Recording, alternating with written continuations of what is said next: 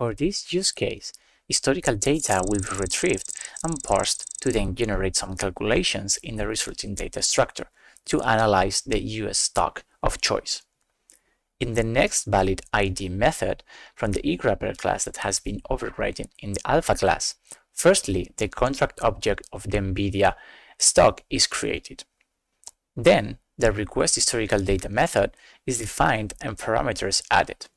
You can check TWS API documentation for further detail on the method called arguments. The response data from TWS will be delivered in the historical data callback. The response will not be made all at once, so we will append its response to a growing list and grab them into a new class called BarDataNew that has been defined as a data class. This new class will ease the process of converting the data to a more readable format. The historical data end callback serves to confirm that the request has terminated.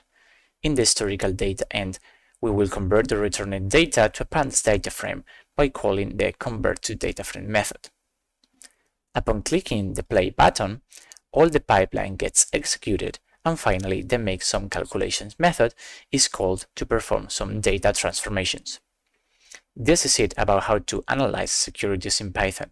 In the following tutorials, other types of data and API methods will be shown.